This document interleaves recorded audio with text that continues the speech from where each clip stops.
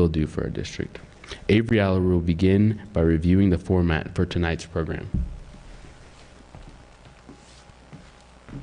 I'm Avery Aller, and I'm on the speech and debate team, golf team, and I'm the Future Business Leaders of America chapter president. The program tonight will consist of opening statements from each candidate and a series of questions for the candidates. The purpose of this format is to allow candidates to comment on areas of interest for those in our student body and for the citizens of Kearney. The program has not been designed for audience-generated questions or for the candidates to engage in dialogue with one another. Instead, our goal is to provide a forum for candidates to clarify their positions on a number of key educational issues and for audience members to listen carefully. We ask each candidate to remain respectful of moderators and other candidates. Candidates must only respond when directed to do so by student moderators. All candidate responses will be timed, and you will be limited to 90 seconds for your response. Each candidate will have an opportunity to respond to each question. We ask the audience in attendance to remain respectful and remind each member of the audience to refrain from participation and engagement in candidate responses and student moderator questions. No new questions will be asked after 7:30. However, all candidates will be able to respond to the current question. The order of speaking will begin with Mr. Anderson and will move from left to right down the candidates. This is the order we will follow for the remainder of tonight. Each candidate will have 1.5 minutes to answer each question. However, we will start by allowing each candidate 3 minutes to deliver an introductory speech addressing the prompts. Why are you seeking a seat on the Board of Education for the Kearney School District? Mr. Anderson, the time is yours.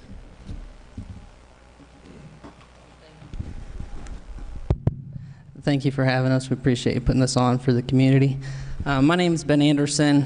For those of you who don't know me, I work as a project engineer here in Kearney at Cornerstone. I've lived in Kearney for 8 years now, and I have a lot of ties to Kearney. My wife graduated from Kearney.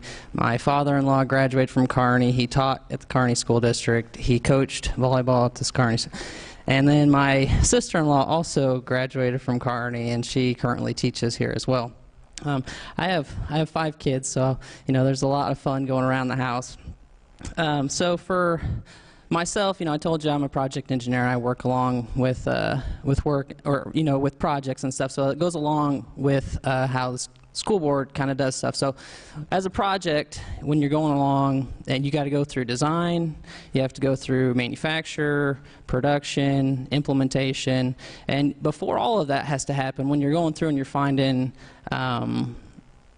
suppliers, you have to go through the legal stuff of going through the suppliers. So you have to go through terms and conditions with the suppliers. And so a lot of the things that the school board does is implementing policy that affects the school board, but it doesn't just affect the school board, or not the school board, sorry. It affects the school district, but also affects all the community, because there's a lot of things that are done with the school board that affects the community, not just people that have kids in the school district, but also those who don't have kids. If you live in the school district, you're affected by any decision made by the school board.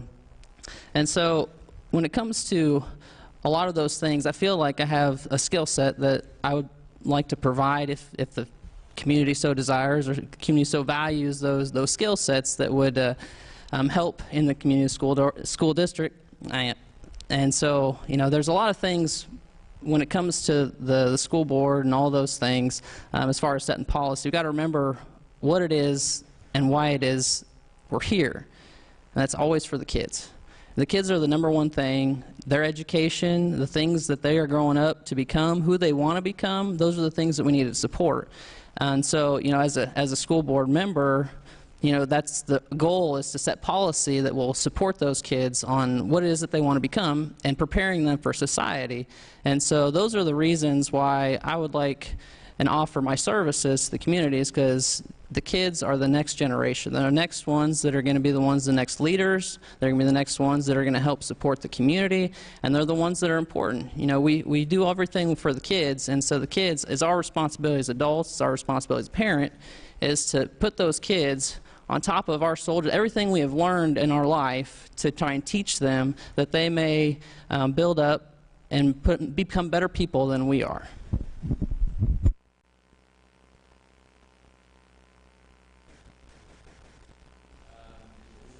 Next question will begin with Mrs. Bailey. Oh, sorry. Mrs. Bailey, the time is now yours to answer. Okay, thank you very much. And thank you, Jock and Avery, for doing this tonight. And thank all of you for being here. It's a beautiful day outside, and there's maybe a lot of people at the baseball game, and hopefully some people will watch the stream later. But thank those of you who are here. We really do appreciate it. I'm Darlene Bailey. I have been a member of the board for 6 years. I am thrilled that we have a nice group of candidates. I have never stood for election before, even though I've served for 2 terms.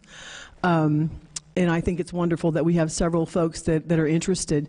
I'm interested in continuing to serve on the board for another term for several reasons. One, I think that it's really important that we do have a mix of folks on the board, some who are experienced, some, we turn over, some, but also people with a variety of backgrounds and experiences that bring their skills to the board.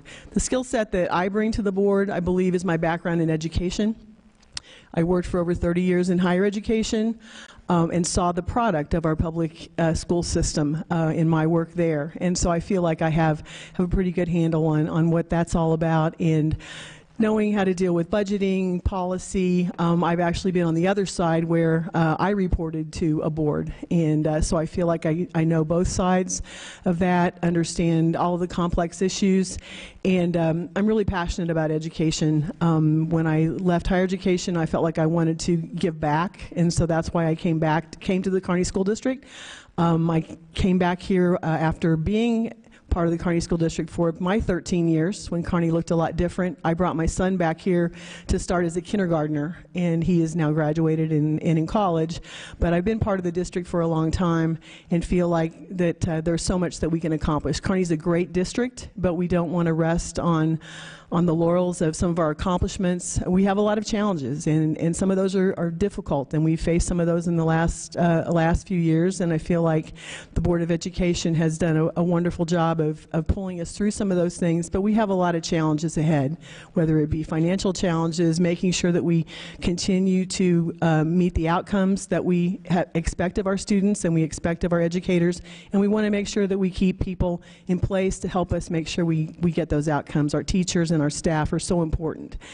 I'm dedicated for another term to do that and to help do what we can to support our teachers while maintaining the integrity of the board and making sure that we're supporting our public. So thank you for your time.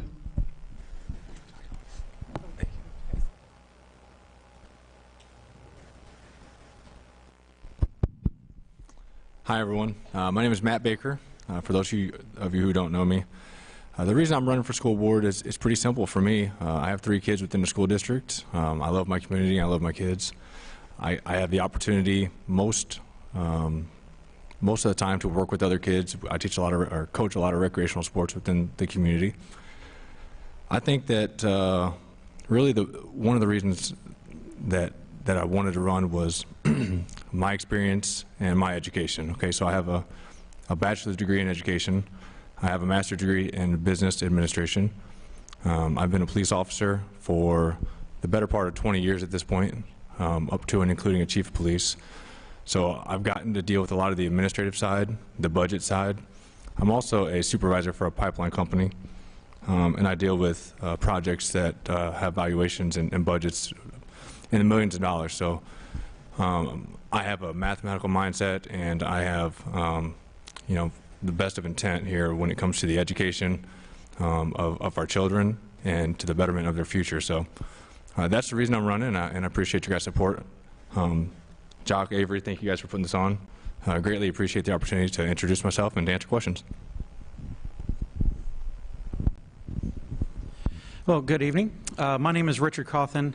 The reason I want to run for school board is this community, when we moved here almost 8 years ago, just opened up their arms to us. We came here looking for a school district that would take care of my kiddos. And just a little background, we have three daughters. 2 of them were already graduated from North Kansas City at that point, but we had my youngest daughter, and we were raising my grandson. So my youngest daughter was not, she was on track to be a 5th-year senior, if you guys remember what that is. But then we came up here because the house that we were currently in just fell in our laps. So she went from being a 5th-year senior to being able to graduate semester early. So that's just a testament to what the teachers and the staff here really pour into the kids. My grandson, he was born premature. He had some learning difficulties, and they met with us. They said, what can we do to help you? And that just blew me away coming from the previous school district. It was just, we were a number, but in this school district, we're actually someone that they want to help. And he's overcame many of those difficulties already with the sponsorship of our teachers. They have just really poured into him, and it's just a testament to what this school district will do. They'll bend over backwards, and I think that it's just time to give back, to be able to support the teachers and the staff and the community for what they've given us. So that's what I want to do.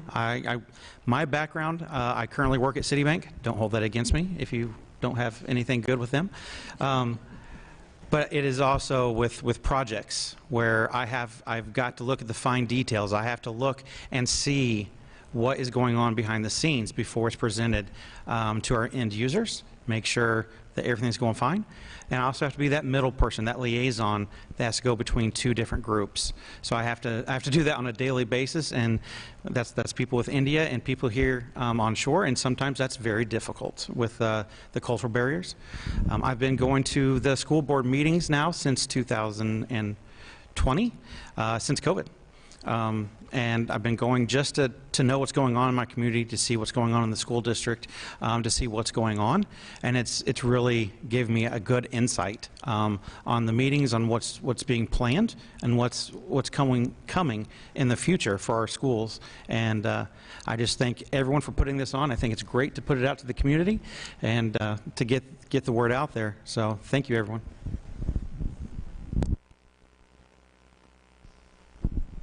Hi, everybody. Thank you to Kearney School District and these lovely students for putting this event on and having us out. There's so many reasons why you would run for school board and so many reasons not to. I decided that I'd given the current school board such a hard time over the last 5 years that I would just go ahead and join them. But I have 3 kids in the school district. I'm graduating my senior this spring, and so I've been through the entire process of what it means to be a Kearney parent, and we've had some hard years. Education in general has been difficult. It's a hard time to be an educator, and so when we didn't pass the proposition last spring is when I really started thinking, I'm very invested in this community, and I'm very invested in the education of my children and their friends, and this community has meant a lot to my family. My husband graduated from Kearney, and so I want to do better. I want to be a part of the change here. I've taken some time to meet with the superintendent, to meet with current and former school board members, to read through, I don't know if you know, but we have a 5-year strategic plan that we've just started that we are working through until 2027. And I've read through that plan, and I've taken notes on that plan, and I'm excited about the implementation of that plan. And I want to be involved in that. I want to be a part of a positive change and positive movement. I really believe that we have teachers here that need our support, that need our financial support, that need us to rally around them. When I say it's hard to be an educator right now, I don't know that there's been a harder time to be an educator, and I want to be a part of supporting the educators here in this community, because if you support your educators, your students get better support. Your students get the top-notch teachers. I have a number of friends that are incredible teachers that have left our school district and they teach outside of our school district, and I want them to come back. I want Kearney the place to be, Kearney the place to to send your kids, Kearney to be the place that you want to stay and you want to teach at. So I have a background in elementary education, and I've held a number of leadership positions. I sit on the Kearney Youth Football Board. I've sat on that board for a number of years, and I play a very big role in Kearney football because I have a number of football players in my house, and so I've had the experience of being a part of a board, working together for one common goal. So I'm excited to serve in this seat and to continue on the process of making Kearney great. Good evening, Michael Hickey. Most people in Kearney know me by Joe. Brought my family here 13 years ago as a relocation into this district, predominantly because of the school system. When my company moved me here, it was to the Kansas City area. We picked Kearney for the school district. So now that I have a 7th grader in the district, I feel I need to step up and help out, do more. I've been vocal on both sides of the school board issues. I just want to do my part and help out as much as I can.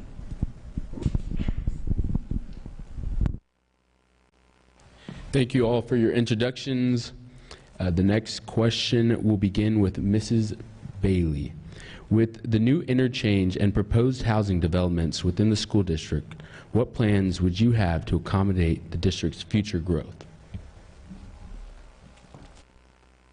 Well, that's something that we have been looking at already as a board. We've done a variety of studies, watching the growth, watching the potential growth, watching how it has affected our current district and our district population. And so I think it's important that we continue to do that. We are not in a position of growth right now in terms of our school district. Our community may be growing in some ways with housing, but I think it's really important that we watch what kind of housing that is and what kind of students, the numbers of students that are coming to our district. People are having fewer children, and so it's just really important that we look at all the demographics, not just the growth and the number of houses, but what kind of students, what age of children might be in those houses. We look at that, which I think that we've shown that we have done that by making the decision that we did to pause the construction of the 5th elementary school and making sure that we're taking care of all of our elementary schools. And so to continue that process, I think, is really important to evaluate a lot of different growth in the district. I am currently a realtor, so I follow all that very closely, but the types of homes, average homes that are being sold right now in the price ranges that they are in, are not delivering as many children to our district as some lower priced homes might and some multifamily housing. So it's really important that we pay attention to that. Mr. Baker, it's now your turn. If you want, I can repeat the question for you. With the new interchange and proposed housing developments within the school district, what plans would you have to accommodate the district's future growth? Well, I think that's something that's important that we all have to keep in mind as we are on the outside of Kansas City. We are a destination district, and we're going to continue to grow. I think it was 2019 when I was sitting at a council meeting talking about 19th Street. And at that time, they had recommended that they wanted to get around 1,200 new rooftops within the city. That's a lot of growth, right? So 1,200 rooftops, I can only imagine how many students that's going to provide. So I think it's important that the school district, on a monthly basis, reevaluates or evaluates a growth plan to try to accommodate those. As we all know, we're not going to get that growth immediately. It's going to take time to develop. Construction takes time. So I think it's just preparation. I think it's making sure that we stay in front of the curve. And I appreciate what Darlene said, the type of housing in which we are, if it's new construction and multifamily, we're going to get a general mix of all of that stuff. So I think that the key topic or key takeaway here is that we need to set some sort of a growth plan in motion, and it needs to be evaluated on a continual basis. Thank you for your response. Mr. Cawthon, it's your turn. And if you would like, after you're done answering the question, to pass the mic along or begin the next person. But if you need me to repeat it, I can do that for you. Well, I think there's already been a couple really good answers, but I think we really have to just keep in touch with the community, see what's going on, see what housing's being developed, when it's being developed, right? The 19th Street just got completed. They've cleared some land, but nothing's been built yet, so we have to keep a good thumb on that. But we also, I believe the school district is doing a great job by looking at our schools that are already there and investing back into them and bringing them up to date. Whatever that might be, you know, a sewer system at the junior high, or, you know, currently at Southview, redoing the front entrances, and that's going to be the first of many of all the schools, really. And just reinvesting into our schools that we currently have, making sure that we're using that square footage the best that we can suit any growth that we could see between now and, you know, the immediate future. I think that's going to be the best use of our dollars, the best use of our time and budget, because we don't know what the future is going to hold. You know, 10 years from now, we might need another school. We'd have to revisit that then. But I think we have to invest in what we have right now to make sure we're doing what the community wants us to do with the money they've given us. So I think that's what we need to do with going into the future with our school district.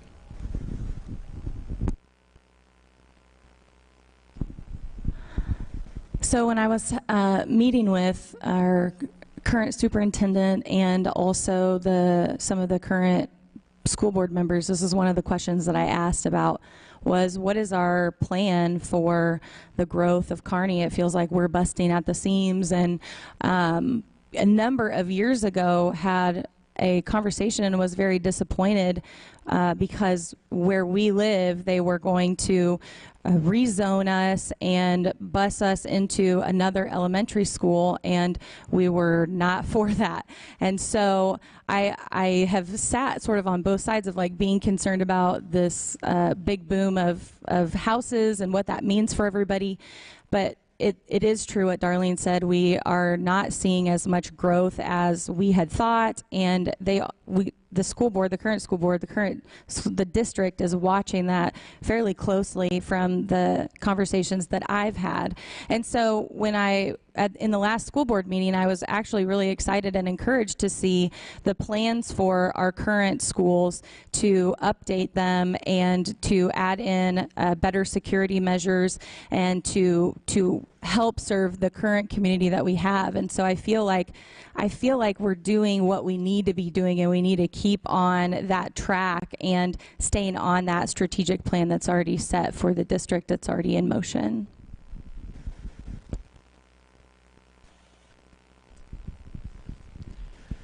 I would have to agree with almost everything said so far. We have to keep an open mind, be willing to modify what we have to fit more kids if we don't have the ability to build instantly. Working with City Hall, the development directors, the realtors, Darlene, they're the ones that are going to give you the heads up that the houses are coming, that they've started developing, that developers have moved in, have got their permits. Once City Hall would tell you that, I mean, it's a job plan principle.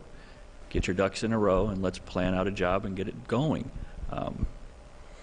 If we have to build a building, you'd have to build a building, but right now Kearney is pretty good on property.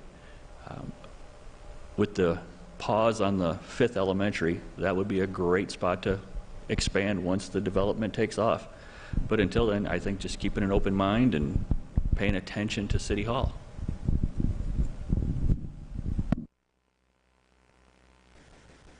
So one thing we got to keep in mind here is, you know, we've already mentioned that growth is going to happen. I mean, everything's moving out toward the center, but when it comes to what we're going to do and stuff, you got to get the facts. You know, and the facts you can't just take what one person says. You have to go out to the community. You have to go out to the city council. You got to go to aldermen. They're going to be the ones that are knowing about how the things are building and what's planning and what's going on like with that. And so you can't make decisions based off of reaction. You have to make plans prior to doing any of these kind of things. And a big thing when it comes to if we need to make another building or all that kind of stuff, you also need to know if the community wants another building. And, you know, if whatever it comes to those things, you know, you have to be thinking about the possibilities, but you make your decisions based on what the community desires and what the facts are presented with what is incoming. You know, if we have a whole bunch of houses coming up and people are moving in, but they're not bringing kids with them, you know, that's not grounds for building another building or anything like that. You know, you have to, you plan and respond based on what it is that is actually determined and factual. Thank you for your responses. The next question will begin with Mr. Baker. What do you see as the biggest safety concern in the district, and how do you plan to address them? Well, I think the biggest safety concern that I see within the district is that we have 398 full-time educators, and I think around 3,500 students, and we have one school resource officer. That one school resource officer is responsible for, I believe, 7 schools and 3 admin buildings. So I think we need to reevaluate the budget. We need to find room. I mean, I've been a police officer for 20 years, and I think that the average response time that I read last year was 10 minutes for the SRO if he had to respond to an emergency situation, and that is 10 minutes too long. When the budget says that the average SRO position, I think including his benefits or her benefits, is about $70,000. And our budget, you know, district-wide is millions. I think we need to find the money somewhere to bring on 1 or 2 more SROs to cut that response time down, and to strategically place them, you know, in buildings that are going to provide value back to those students. Well, I totally agree. I said last year up here on the stage that we needed more resource officers, and the district did try, you know, but unfortunately it didn't pass. But that doesn't mean that we give up, right? That's just one avenue. We need to look and see where we can bring that in. Let's face it. If anything would happen to any one of these schools in our district, we would all be heartbroken. And think about the staff. Think about that one resource officer. If he was only 3 minutes out from stopping something, how he would feel. So I think we really need to look at that, and I'm not saying that the district isn't looking at that currently. I think we just need to keep trying. We need to look up at ways and see what we can do to hype up our security. Now, it's great with what is happening at Southview being the first school right now with a new entrance that's going to create more security measures. It's going to keep the kiddos safer. It's going to keep the staff safer. That's great. That's what I'm talking about, is we need to keep looking at ways to bring the safety to our town. You know, especially with the 19th exit right now, there's just more opportunity for someone to come in, do something, and get out of town as soon as they can. So we need to make sure that security is one of the best that we have around.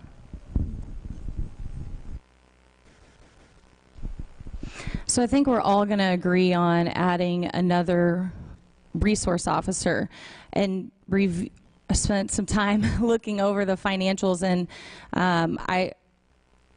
I hope that we can rebrand and repackage the proposition that failed last year, because I believe that was part of my hope for our school district in the very nearest future is that we would actually have security available at every school, because I think that's where our culture is today. The other thing that I've recently seen is that there is a film that you can put over your front doors that is actually shatterproof, and that's another level of protection that you can add to your the glass in the front of the school. I would love to see that implemented. What they're doing right now is they're kind of making it, if you've been to the middle school, they're making kind of an alcove at every school. That's the goal right now. And so I'm encouraged by that. I think we need to take security a little bit more serious in our school district, because I think when we don't plan ahead, then we're well behind. And that's something that I don't think any of us want to be behind on. I think we want to try to be ahead of the game and when it comes to the safety and security of our buildings. It's really not even acceptable to have anything happen to any of our kids at any of our buildings anytime. Money is just money when you're spending it on everything from new theater seats, football seats. We can find a way to put an SRO in every building. There's not a reason for that. You can't put money pricing on safety in industry, in the public, especially in our schools.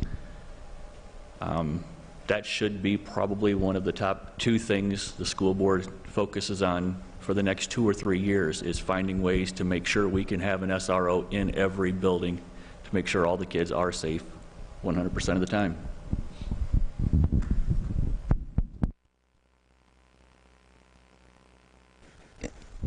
So one of the things that with the buildings that's going on, so you need to focus on things that we can actually do things about right now at times, not just things that we plan on doing in the future. So there's modifications in the building, the entrance and stuff like that. But if you look at some of the buildings, there's not exits from some of the classrooms. They got to go through some of the main places in the building where everyone would be coming in at rather than leaving from.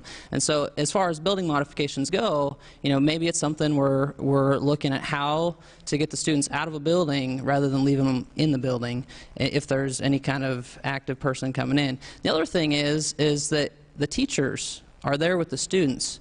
And the teachers are responsible for those students in their classes, and so it would be very beneficial if those teachers, if they're willing and desire to have training on some kind of defense training and reactive to those kind of scenarios, so that they can protect the students as needed. Because as mentioned, if there's any kind of late response, it's up to who's in the building to take care of whatever's going on and to protect themselves.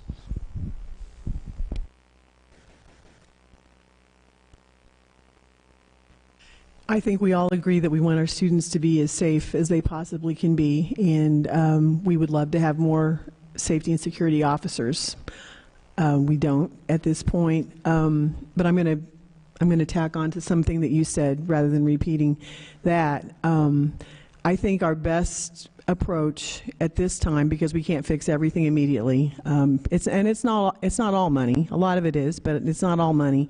It's continuing to evaluate to make sure that we do look at each situation the best we can. However, we can't fix everything immediately, and we also can't be prepared for everything. And so my approach, tacks onto what you said, is to try to prepare all of our district employees the best they can to be alert, to be aware of any situation that might come up, because we don't know what the next new thing might be in terms of danger that could be to our students. But to try to equip all of our staff, all of our students, in a lot of the training that we do, to be aware and to take care of each other, because there's no way, even if we have a security person in every single building, that they can all be everywhere at one time. So while that is a longer term goal, I hope that we continue to focus on some of the smaller things that we can do in the meantime. Thank you, Mr. Cawthon. We will begin with you. The levy increase to help raise teacher pay failed in August of 2023. Do you believe this is an important issue for the district? If so, what should a new levy proposal look like, and how will you help something similar pass in the future? Yeah, the levy did fail last year, and I think that's partly due to the wording. I think there were some concerns about how that money was going to be spent, and the wording really hurt the voters, I think. Just because I forget what the exact wording was, but it almost seemed like it gave them a free-for-all to spend it how they felt, which was not the intent, which was not the purpose. I know going to the board meetings that they talked about it extensively, and they're even streamed out. And I know that the board members themselves even tried getting out as much information as they could about it to get it to pass. I believe that we need to try again, because paying our teachers what they deserve only helps us in the future with our kids, and it makes this school district desirable to come into, to want to be a teacher here. We have a lot of teachers that give their free time during the summers going and getting other degrees so that the classes they teach here will be accredited. I just can't commend the teachers and staff enough. But we need to make sure that we're paying them what they deserve and for the time that they put in, and let's face it, the kids they put up with.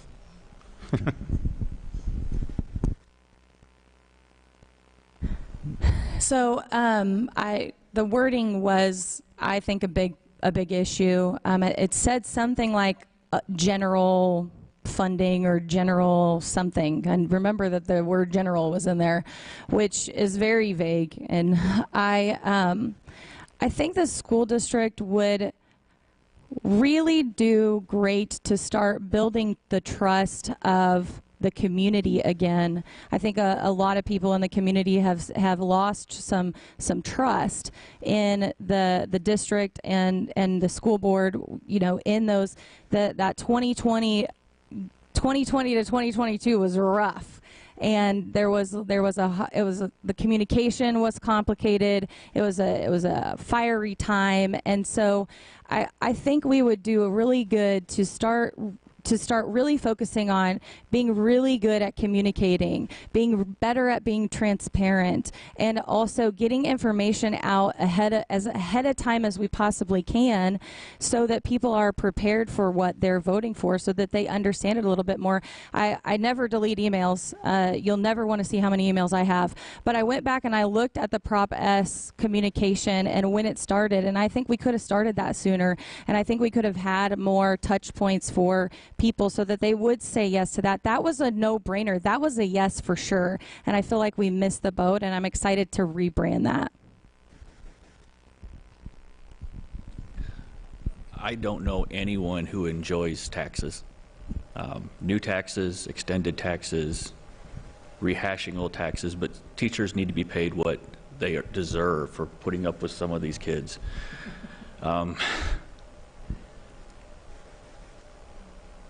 In order to clean up the wording, maybe it's time to put out more individual ballots instead of trying to compound. Let's put this along with this and along with this and along with this, and someone sees that, starts reading 4 different things on the same ballot. They might not agree with 2 or 3 of them, so they're going to vote no, or at least I would. Why not keep it a little more simple?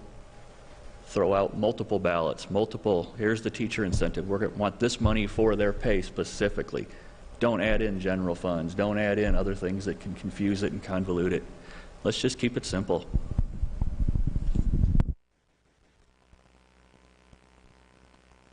As much as we'd like to wish, resources are limited. They're not unlimited for us. The district has plenty of funds. They have adequate resources. They receive a lot of funds. We have like a $44 million budget. And so I'm all for, paying people for what they're worth and what they provide, because teachers provide a great service. We're educating the next level of students, and that's what they're for, and that's really important. And so as far as providing those funds to increase their pay, we need better allocation from the taxes already received to provide that for them.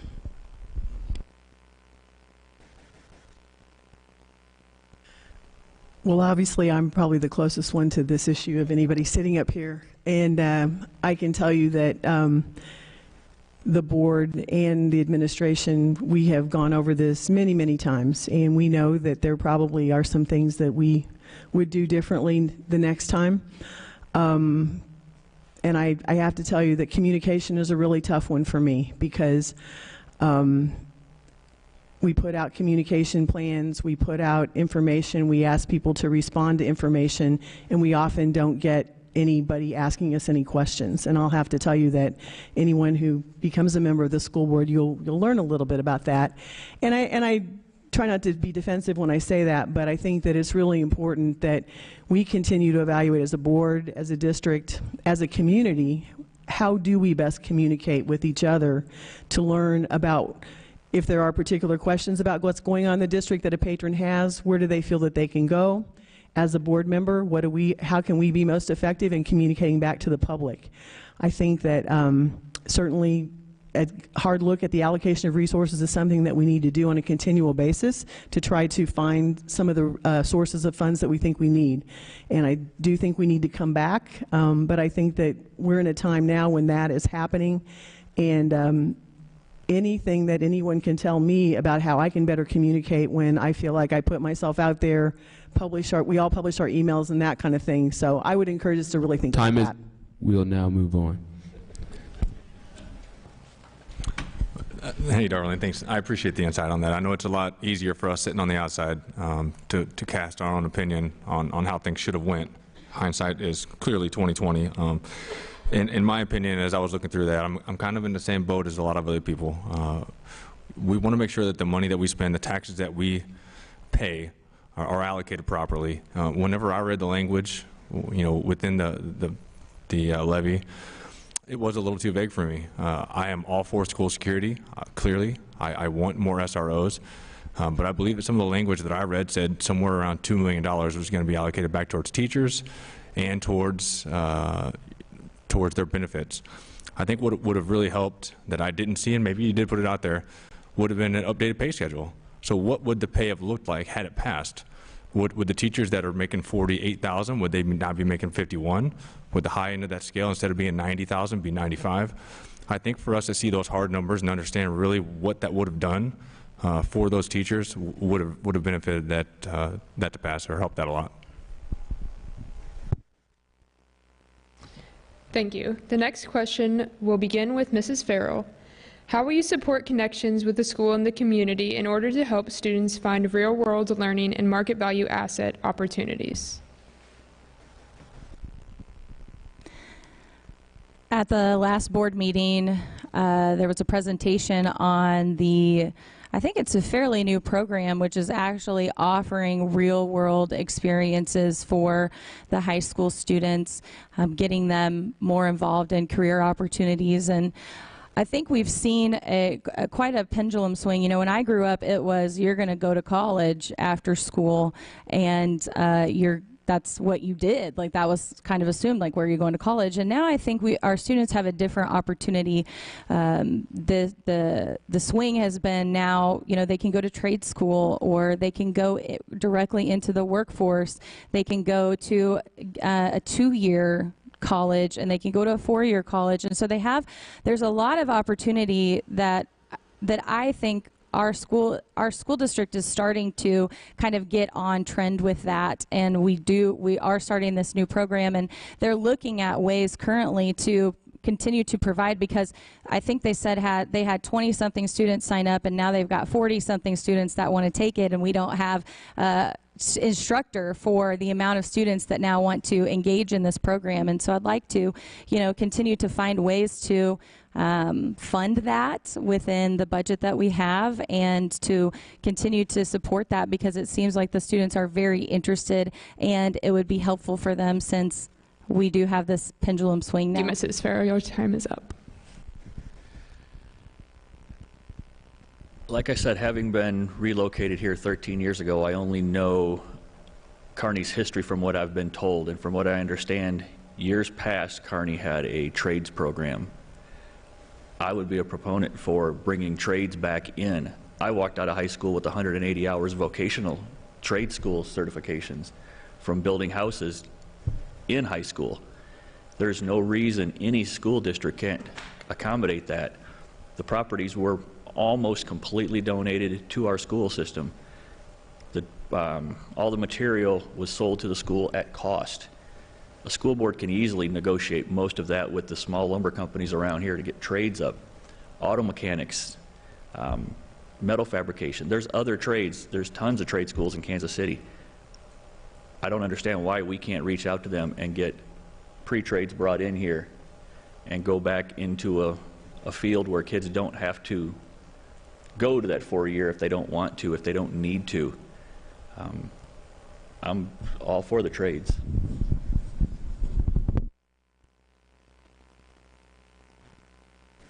So we have to remember what a market value asset is, and that's a skill or a service that someone will provide to someone else and they'll pay for it. So there's a lot of different things that are market value assets. You know, it could be plumber, electrician, carpenter, it can be teacher, engineer. All of those things provide market value assets because they provide a service to people. So like for the students, you know, it can be that they job shadow with, you know, with another teacher, or they go to spend time with an electrician, or they go spend time with a plumber. You know, all of those things would help the students in terms of providing a service. Because I'm a project engineer, and we have plants all over the country, and I go and I have to quote all these things out, and all the people that are quoting for the trades, particularly like electrician and plumber, they're all 50, 60 years old, and they keep telling me there's nobody younger coming up. And that's something that we need to help and focus on in terms of not everybody is interested in going to college.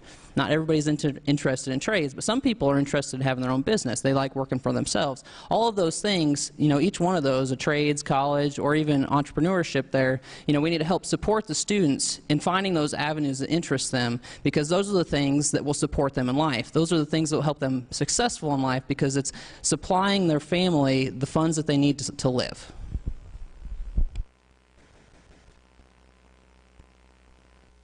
As has been said, the market value assets in the new curriculum, or the revised curriculum that we have, is putting every student in a position to have at least one market value asset by the time they graduate from Kearney High School. And I think we're in a pretty good position where that percentage is now pretty high for this year, and the goal is for 100%. And I think that continuing education of our students and our parents as to what that actually means will continue to open up some of these opportunities that we're talking about, as well as making sure that we appropriately leverage our partnerships with other school districts. I know that some of our students go to vocational school at other schools, they're bused there. Are we maximizing our opportunities for those kinds of experiences for students? And there are other partnerships that we could have with other districts, because I'm not sure we can do everything within ourselves standalone. I think we're going to have to do some of those things like Project Lead the Way, and some of those kinds of things that are already in place. They certainly could be expanded.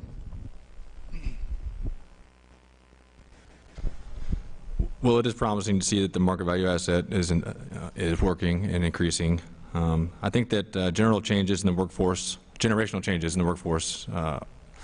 I think that what we see with that is that students kind of get pushed in one direction, right? For the longest time, it was you need to find a trade when you get out of school or out of high school, and then it kind of transitioned into now you need to go to college, right? To be someone, you have to have a college degree. And now with the baby boomers all retiring, we're seeing that there is a deficit or deficient area within those trades, and I don't think that we put enough value on, you know, plumbers, on electricians, on construction. I think it would be beneficial, and maybe you guys already do this, and I don't see it. My children are all in elementary, so bear with me. But I think it would be beneficial as our students get older for us to bring in those different trades. You know, bring in an electrician, let them share their experiences, let them share their education.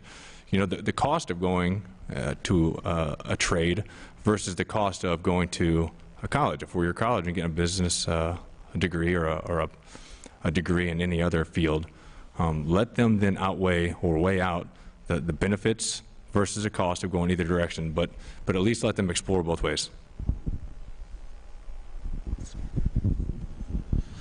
Well, I'm all for the market value. I have, like I said, my youngest daughter graduated from Kearney, and she actually went to the trade school in Excelsior to become a CNA. And when she graduated high school, she was CNA. She just had to take her test, which she really was nervous about, but she passed due to the education she received. And my future son-in-law also graduated from here, went to the same trade school, and is now a fireman for Gladstone Fire. So I see the real benefit of it, and I think with the growth that we've talked about with the new housing is just another way for us to reach out to these trades that's going to be right here, real local, to work with our schools and our school district to say, hey, you know, we have these kids that are interested. Would you be willing to train them up? Would you be willing to have them come out for half a day or whatever the school would work out for their school day? but let them come in and learn and see if they actually want to do that trade. See if that's something that's their passion. Let them find that before they get out of high school so they know what they want to do. Or they can find out that they don't really like that trade just because it's in their family or whatnot. But let them find that out now. So I think the school district is doing a great job, and they're always looking for more people to let the students come in and be mentored. So yeah, I think it's a great job, and I think we need to put more effort into it.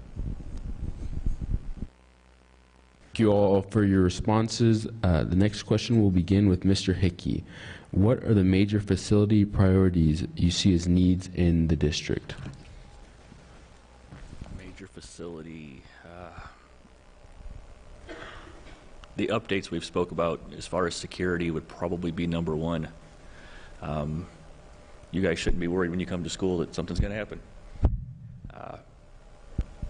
Facility upgrades would definitely be security. Otherwise, everybody in Kearney knows the Kearney School District could use a pool. Nobody wants the golden pool,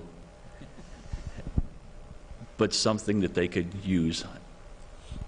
I mean, I come from a town where we had 1,200 people, and we had a huge indoor Olympic pool. I don't know how that school district figured it out, but there's no reason. The people on our school board and that will be on our school board are definitely smart enough to be able to figure out how to come up with it for these kids. So as far as a new facility, I would think a pool should be for the school.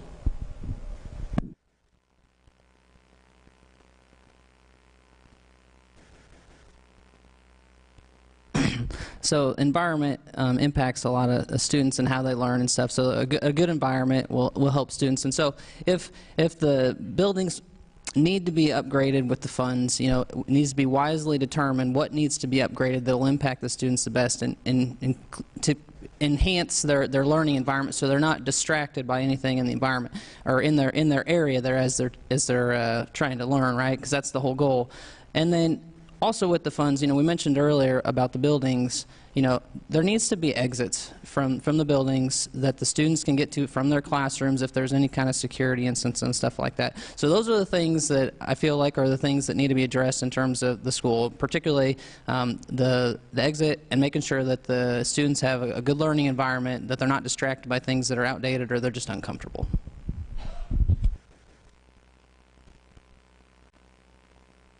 I would agree, I think, with most of what's been said. I think we do need to make sure that we continue to look through our safety audits and things like that, our safety and security of our buildings. Another thing that is being looked at and needs to continue, all of our buildings are getting older, and we need to make sure that we're taking good care of them. And so deferred maintenance needs to be identified and make sure that we're on a path to take care of that over a period of time. Again, I think that we've had good folks in place to do that, but those things can definitely creep up on you, and so deferred maintenance is important. And then as we look to future growth, I hope that we would look at the growth that would serve as many students as possible with the best facilities as we can, rather than as we did make the change with the 5th elementary school, we're taking care of more students by the changes we're making in the other 4 schools. So as we look ahead to other potential changes in our buildings, I would hope that we would do the same thing.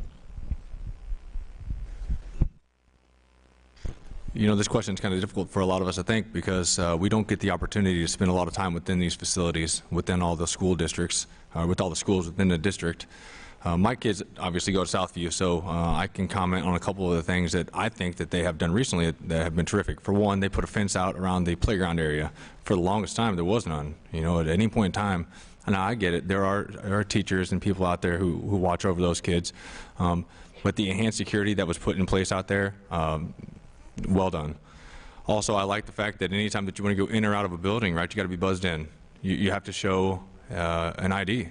You have to state your reason for being there. Again, well done. When it comes to just facility needs, aside from that, I 100% agree with the fact that some of these buildings, for instance, the middle school, they're getting older, right? And we had the deferred maintenance, the continual upgrades. That plan has to be put in motion now, so that when the time comes to make these changes and these updates, the money's there. I know a specific teacher that had to make her own lock for her door at the middle school.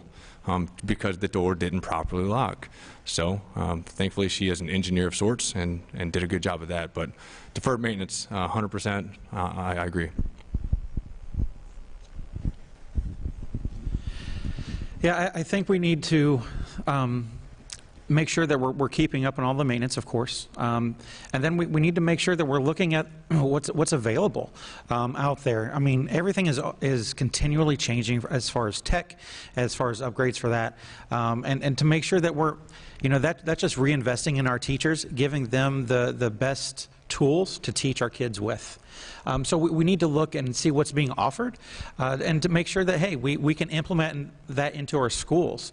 And then, like I said earlier, we just need to make sure the square footage that we have, we're utilizing to the best of our ability so that, we're offering the kids the best opportunity to learn, not being distracted, which is huge, someone says squirrel, I look that way, so we have to make sure that we're engaging them. We're finding opportunities to engage them with, like I said, tech, or just what's up on the walls, or what else can we do to make sure that we're making sure the kids are learning the best that they can. So I think we just need to keep looking at that, reevaluating that, and making sure that we're offering the best that we can.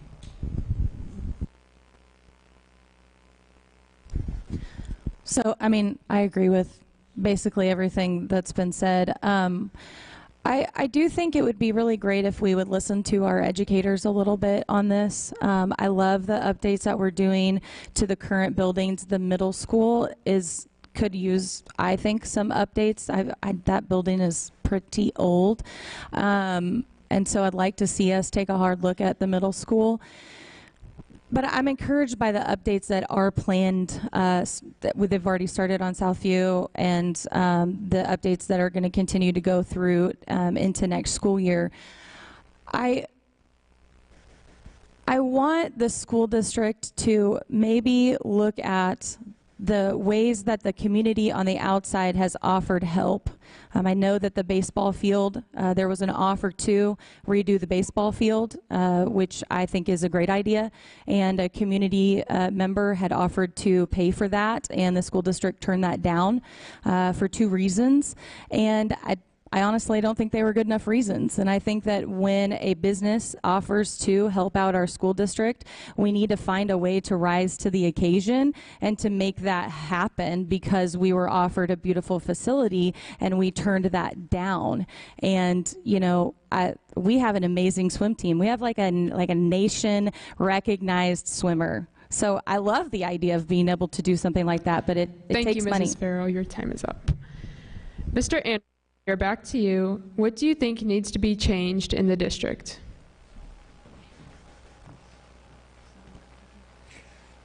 So one thing with students is that students have potential, right? Sometimes we put a bar on students. Well, you can only reach this high, and this is how high you get. And when you get this high, everything is good.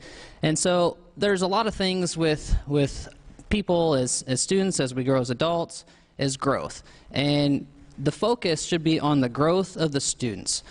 Students have a high potential. Every person has a high potential, but you have to try and measure against your potential, not against other people, other districts. All of those things you have to know.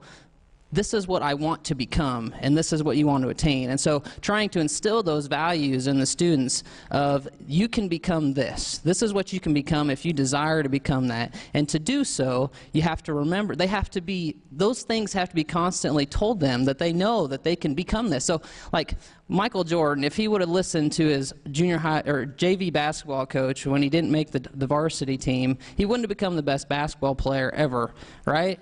No, because he believed in himself and he knew what he could become, because he knew what his potential was. And the same thing needs to be done with the students in school, in their education. A lot of students, they struggle with math because they don't want to do math. But if you look at them and you tell them this is what you can become, and when you put in the work to do this, they'll put in that work to know and to build up to what they can become with their potential.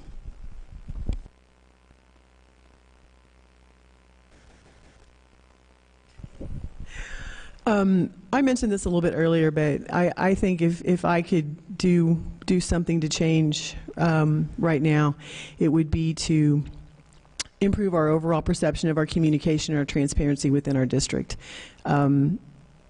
Our children are our most important commodity, as you said, and we need to make sure they reach their potential. And it's a partnership. It's a partnership between the community, our parents, our teachers, our administration, and our school board. And we hear that, again, we don't communicate very well about what all that means. And so if I could make a change, it would be to try to figure out how we do that better. Because I think that no one has ever been accused of over-communicating. There's a lot of people who talk about under-communicating, but if we could... and there's a wealth of information out there. I know even as school board members, we remind ourselves to read our own website to get good information that's out there. So if I could do something to make a nice change, it would be that, to try to challenge everyone, whatever the constituency is, to make yourself more educated about all the things that our district is already about, and maybe we can use that existing information to improve a lot of things.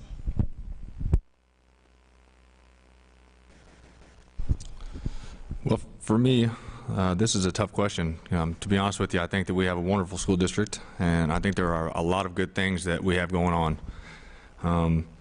When I look at things that we need as we continue to progress, I see a school that's going to continue to grow. I see needs that will need to be met, such as the recruitment, development, and retention of teachers. Making them feel as if they are welcome here, as if they are wanted here. And I think a lot of that starts, one, with transparency out into the public, a good understanding of what we are asking for each time that we put something on a ballot. I mean, I don't know the last time that a levy or anything has failed in our district except for last year. So I think Darlene hit it right on the head with the transparency and with maybe just a little bit more time and effort spent talking to the public, even if through social media or whatever avenue we can. But overall, to be honest with you, I love the district. I think that we have terrific administration. I think we have terrific teachers. I just think that we need to spend a lot of time investing in those teachers and investing in our children as we continue to grow. I agree. I think, I know, I love this district. I love everything that's the district stands for. I think looking back on 2020, when I first started going to the meetings, it was a packed house. Now granted, COVID was going on, the whole country, the whole world was in an uproar. But still, our community came out in force to support what we thought was right for the school district. If you go to a school board meeting now, after they do the recognition, there might be 2 or 3 people still left. And I think that's a sad thing, right? I think the school board wants the input from our community. So I think that's what I would change. It's not really with the school board, it's with our community. We need to support the schools. We need to show up and see what's going on, what's been planned. And if we don't like it, make our voices heard. If we like it, make our voices heard. That's what we need to change in this community, is not when everything is going wrong and everything's just thrown up in the air that we show up, but we show up when things are going good. And things are going good right now. And we need to show the support. And we need to make sure that, we show them, hey, we love you, we love what you're doing, we love that you're giving of your time. So I think that's the biggest thing is that we need to change, is just getting more community involvement into the meetings and into the decisions that are being made. I've been very encouraged by the process of running for school board. I've been very encouraged by the conversations that I've had and by reading through the strategic plan of the next 5 years. My hope for the school district and for our school board and our leadership is that we follow through and we hold ourselves accountable to the plan that they put in place when they worked on that in 2022. And so I would say that the things that I'm most concerned about that I would like to see us do better to change is, education has gotten distracted by shiny objects. And the job of the school district is to teach math, to teach reading, to teach science, to teach social studies, and to prepare our students to be citizens out in the world, outside of these walls, to be successful in whatever path they choose. And I would really like to see us get back to the basics of education and to do our job in that in that only. That's our job to do that. I'd also like to see us really take a look at our finances, because I think if we continue on the way that we are, we'll be in trouble. And so to look at the vendors that we use, the money that we spend with those vendors, and to challenge those vendors to give us a more competitive price, or to look outside of them and see how we can function without those vendors, because there's a lot of money going out. So those are the two things I look forward to changing. Thank you for stealing everything I was just going to say. You're welcome.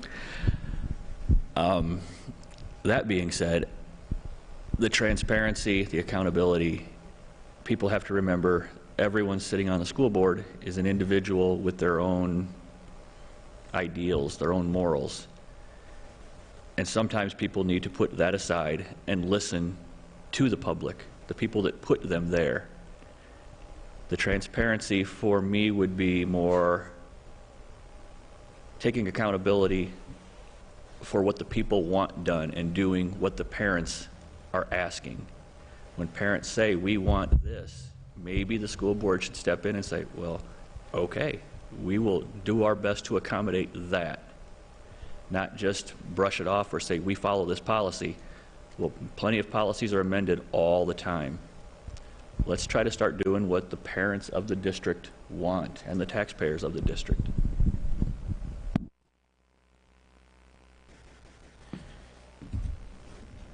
Thank you. Let's see.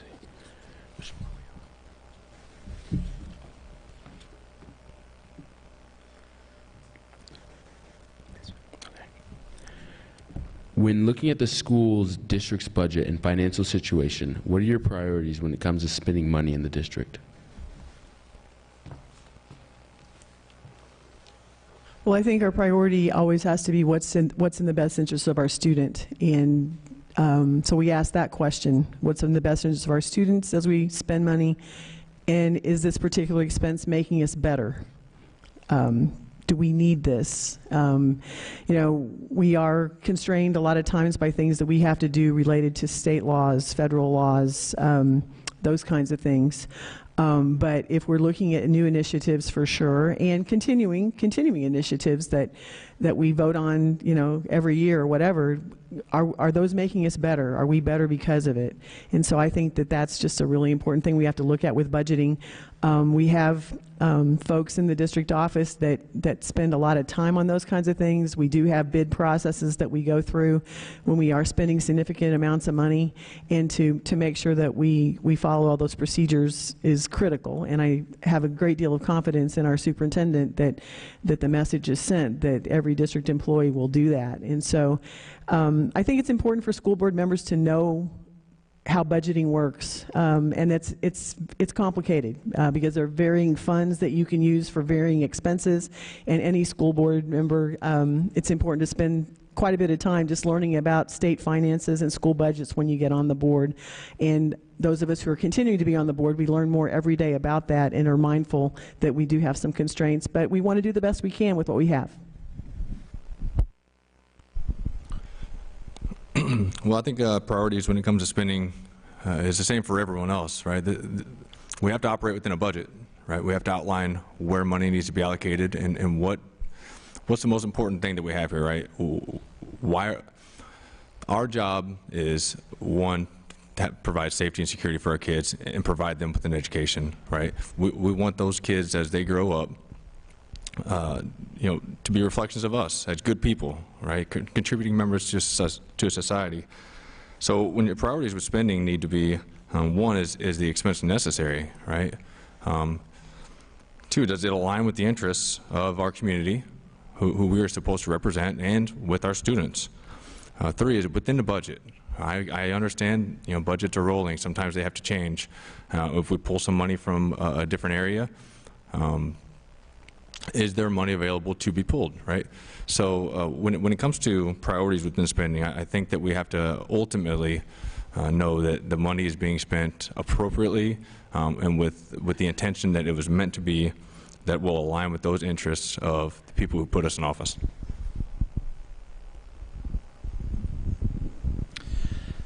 I believe that we have to look and see where we get the most bang for our buck, right?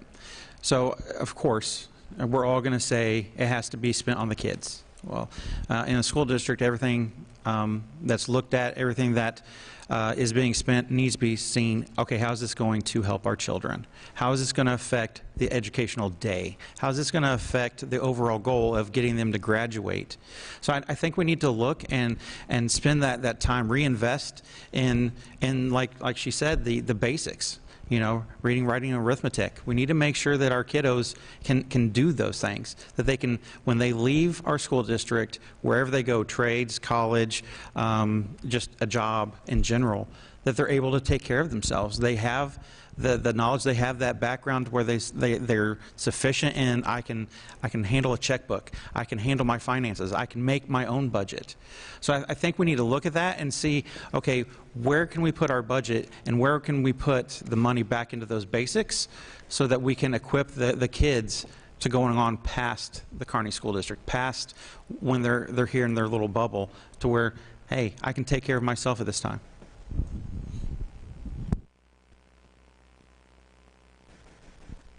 I mean, my husband will be so thrilled if I learn about budgeting. I mean, he will just be tickled. Something that from attending the last school board meeting, we spend somewhere between $30,000 and $40,000 on that panorama survey that we do. We do that because we received a partial grant, but we're still spending thousands of dollars on it. So that was just like one example that I have of that's somebody's salary. Like, we're spending somebody's salary on something that we could probably put together within our school district. We have some really brilliant educators here in the school district and some people that are in charge of technology. And so I feel like we could maybe take that money and allocate it to something else. And so I really was disappointed to hear that number, because I know of some teachers that are really scraping by in their classrooms and could use resources and things that money could provide. And so when I talk about finances, and even though I'm not sitting on the school board right now, and I'm sure I have a lot to learn, like Darlene said, about school finance, but when it really comes down to it, are we doing something because we've done that for 10 years? Or are we needing to look at where we're using our money?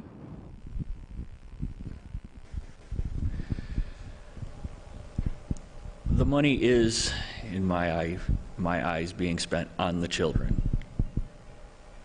Not all of it. Some of it does go to administration, salaries, but it is all an investment into the kids. So every dollar has a return on your investment. Are the kids benefiting from everything the dollars are being spent on in the school district?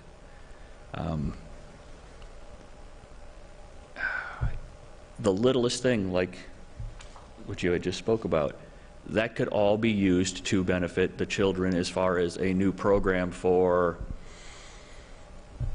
the AV. Bring our AV up higher and do our own. Return on investment is a huge thing in budgeting. I don't ever see anything as far as what did the school district get out of that.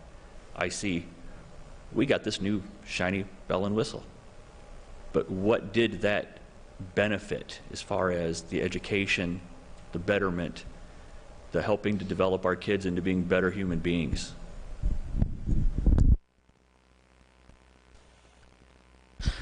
So this is something that I deal with on a daily basis with, as a project engineer. We build a budget and you get your funds and stuff and you plan for your budget for the project. And that's the plan, but when you get to reality, there's always something that has been, yeah, we want to do this, but in reality, no, we don't need to do this. It's not really part of the scope, and it doesn't add any value to it.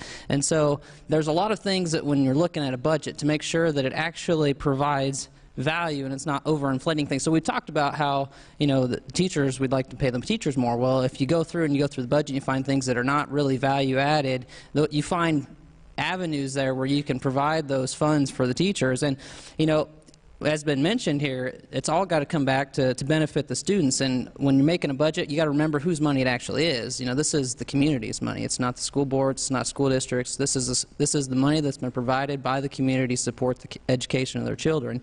And so to use those money wisely, as the community determines is necessary for the education of their students. And when it comes right down to it, you know, there's a lot of things that we can do to get creative about how to do stuff. You know, if there's something that, like if maybe HVAC or something needs to go out, maybe there's an HVAC company in town that would be, hey, you know what, I'll provide that service for you guys because, you know, I want to be a member of this community. I want to support the students. You know, those are things that we could look at in terms of helping out and you know, finding finances and creative solutions. Thank you. Mr. Baker, how can we make KSD a more diverse and inclusive community? Wow, that's a tough question. Well, one, I think that our community as a whole is very open. I think that, you know, that the teaching staff, let's be honest, we don't have the diversity that you're going to get in some other areas within the state, within other cities, but you know, our teachers are welcoming. I think that we spend some money on diversity training. I'm sure there's already money allocated to that, but a lot of that is going to start at home with the parents. Okay, if we're getting down to the brass knuckles of it, it's about how we're teaching our kids respect. It's about how we teach our kids their values, their morals, and within the school itself and within the classrooms. Our teachers need to ensure that they have control of those classrooms, right? Discipline with the students inside, and then I think continual education to help them handle situations that maybe they aren't presented on a daily basis.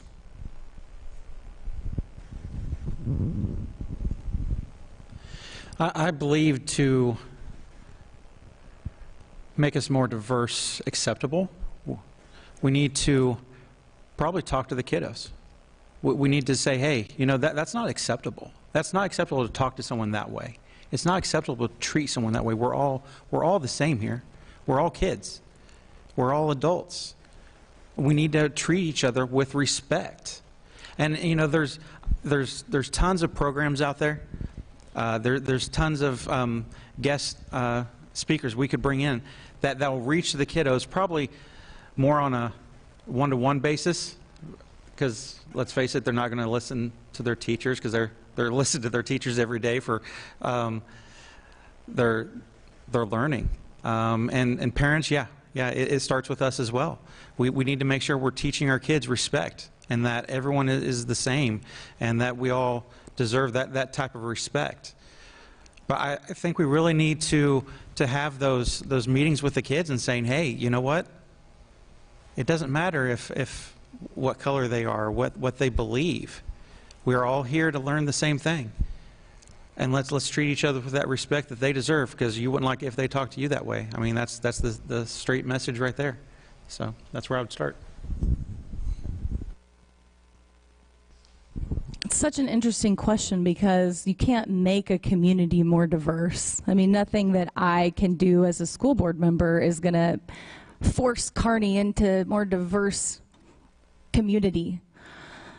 But I will say that every child deserves a quality education, no matter their background, their skin color, their religion, everybody deserves a quality education. And you know, I had two families that I was close with that had a different skin color than me, and we were very close. They were football families, and they were amazing community members. We were lucky to have them here. They had a wealth of knowledge to share, and both of those families moved out of our school district recently because of racism. And honestly, it was racism from our leadership team. And so, you know, what my continued concern is that it comes from the top. It rolls downhill. And so we've got to continue to hold our leaders accountable to how they're treating people, how they're responding. Are they being trained properly? Are they being educated? Are they being encouraged and supported? And so I think, you know, that's a focus that we could have.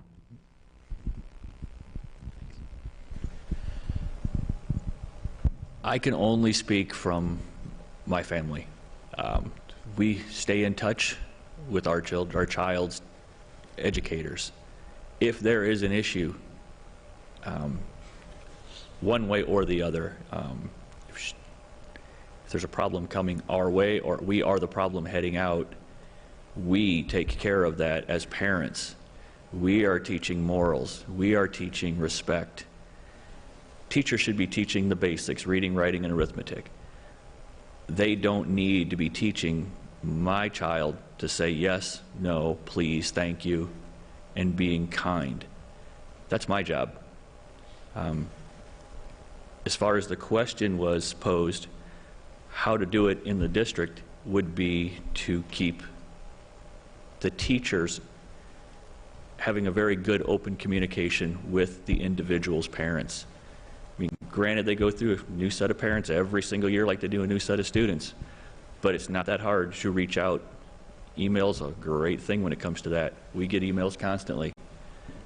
Communication between the parents and the teachers to help keep the parents involved in raising their own children.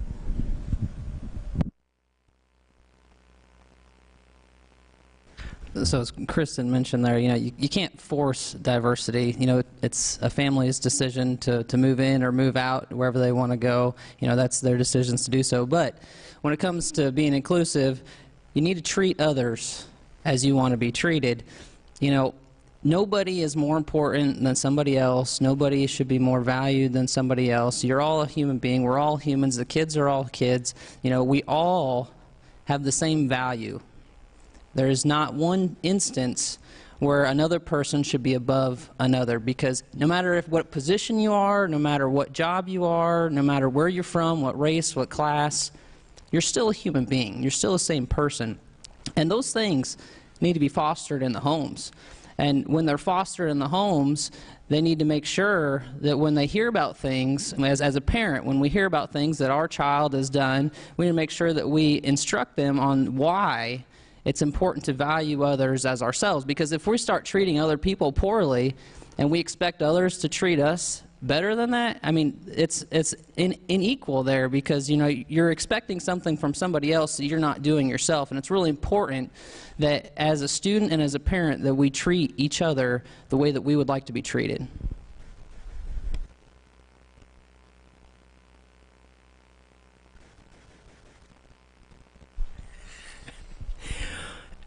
I would say that I think we are very diverse. While we may not appear to be diverse in some ways that people begin to think about diversity, we're a very diverse community. And certainly socioeconomically, we have more children who maybe need extra, where our food pantries are busier than they've ever been, those kinds of things. And so I think it's important for our educational community to think about diversity in a lot of different ways, whether it's socioeconomic, whether it's education, whether it's what their home looks like. And again, it's a partnership, and we are diverse. And so I think that the piece that's important is how do we learn how to be respectful of others and to be inclusive. And those are tough words to talk about.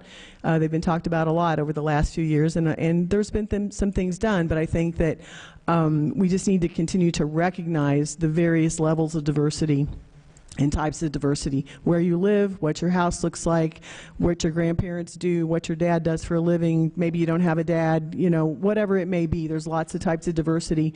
And for all of us to just realize that we don't have all the answers, and to just have a basic respect and respect each other's dignity, that we all do come from different places. And that's hard work, but I think that it has to be a partnership, again, between all of us in the district.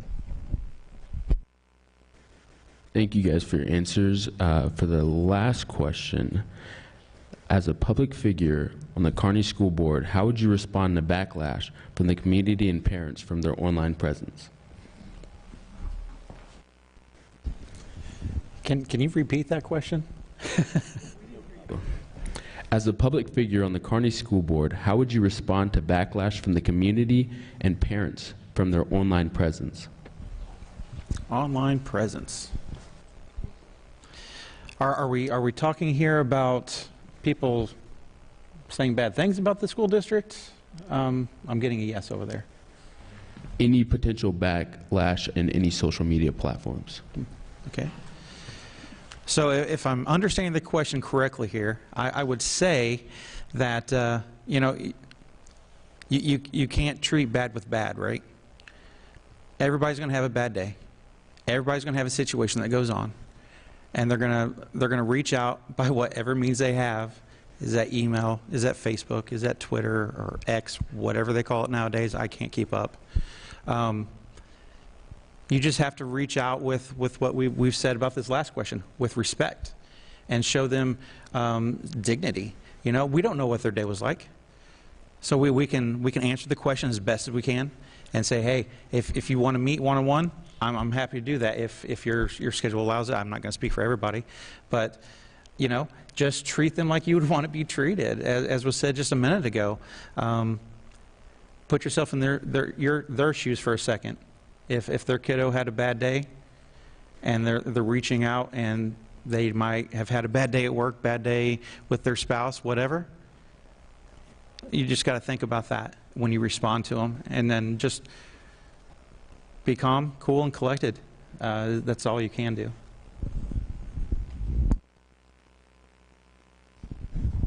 So my career is basically online, social media. That's what I use for my career. But so I've experienced a lot of things on social media and out on the interwebs. And I post a lot of things on the interwebs. And so first off, I'm certain that there's probably a policy that the school board will operate under for instances like that. For de-escalation and to I would say not engage online.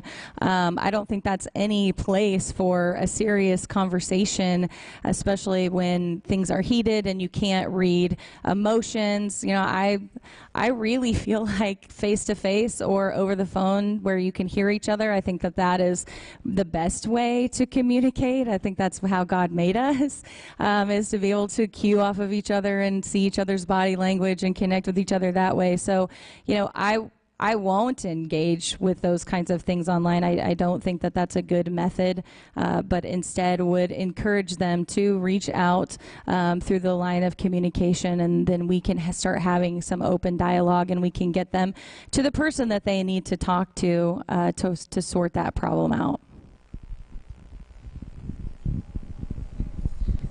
I can honestly say I have no idea. Everybody is their own individual, and when someone rants and raves, if it's directed at me, I can look the other way, turn it off, go do something else.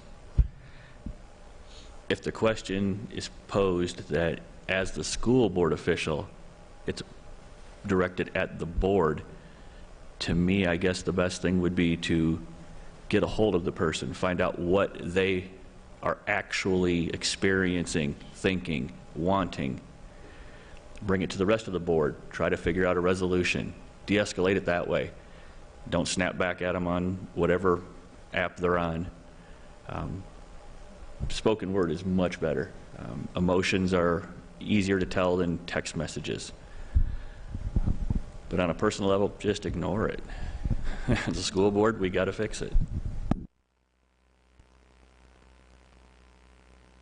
So as a public official, I mean, you're going to come across situations where that's going to be the case. So you're not going to make everybody happy all the time. But as has been mentioned, you need to listen to what is being said, because if someone is angry and for something that's been decided or done, you really need to listen, because for a school board member or public official, you represent what the community desires. And if you're not following the community desires, you can understand why people would probably get a little mad. You know, there's a saying where if two people are yelling, then nobody's listening. Someone needs to listen so that you can resolve the conflict, resolve the issue.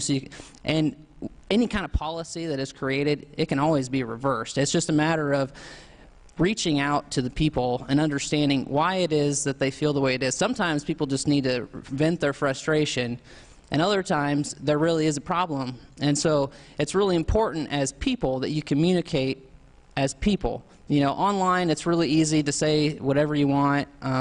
It's a lot harder and a lot more personable, and it's easier to get the conflicts resolved. It's easier to get the conflicts resolved when you're talking to someone in person or over the phone, so that you're actually listening to what they're saying and not just typing whenever you feel like you need to say something.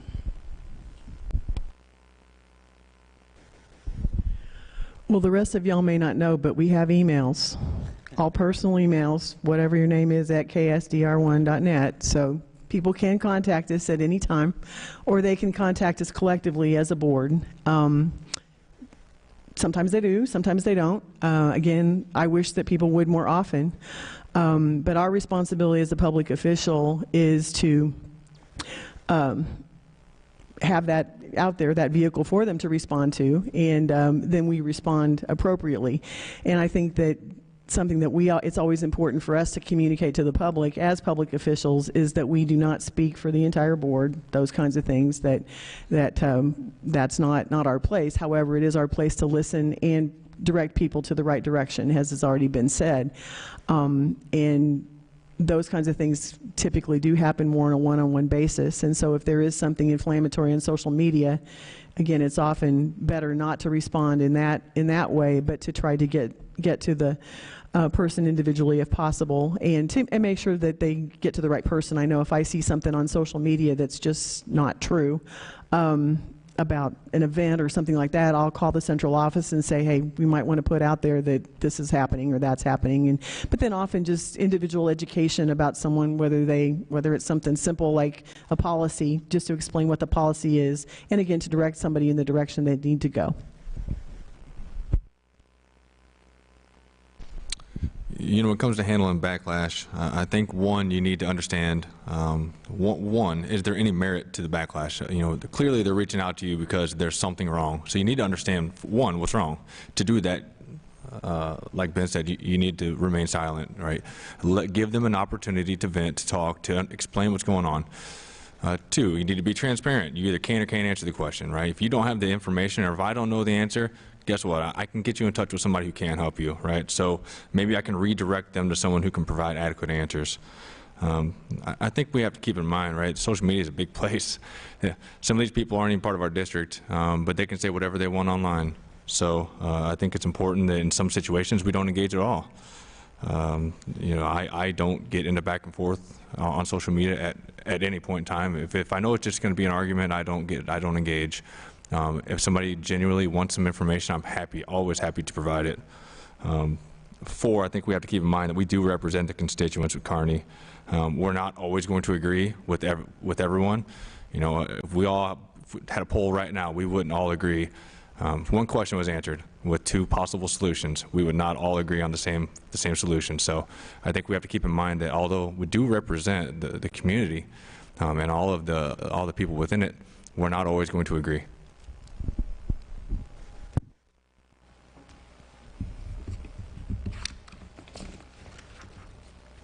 We would once again like to thank all of the audience members, board candidates, and staff members that have made this event possible. We hope that the information presented here will allow all voters to make an informed decision on Election Day.